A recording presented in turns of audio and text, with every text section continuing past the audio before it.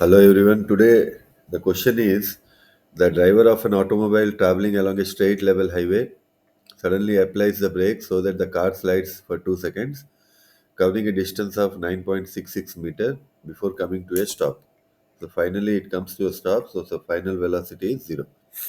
Assuming that during this time the car moves with constant deceleration, find the coefficient of friction between the tires and the pavement, that is the highway.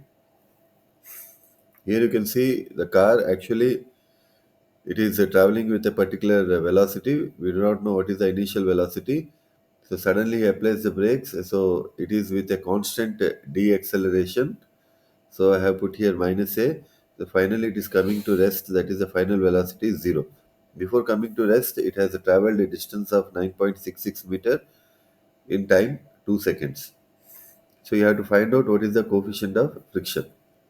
So as it is deaccelerating towards the right side, okay, I have taken to the right side, you can take to the opposite side also. So the frictional force will be acting in the opposite direction.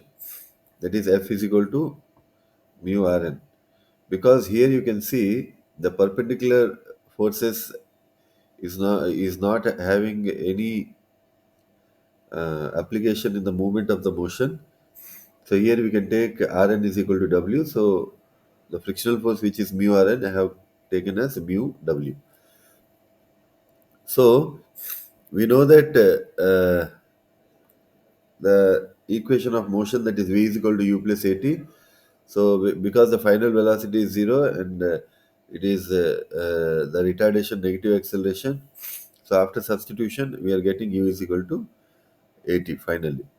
So we also know that s is equal to ut plus half it square. Instead of we are substituting s is equal to 9.66 meter at time t 2 seconds, and u is equal to at also we are substituting, and the acceleration is again the negative acceleration, where finally we can find out the acceleration as we got it as 4.83 meter per second square after substitution and solving it. Yeah, we know that the equation of motion, that is summation of F is equal to W by G into A. So which force is actually responsible for stopping the body, that is this particular force. So this particular minus A, as this is in this particular direction, I can change the direction, I can put it is as A. So this is a force, and these two directions are equal. So this is a force which is totally responsible for stopping the body, that is the frictional force mu W. So summation of F is the mu W, and W by G into 4.83, which we got it here. So these two gets cancelled. So mu is equal to 4.83 by G. So G I have taken as 9.81. So finally we'll get the coefficient of friction as zero point 0.5. Thank you.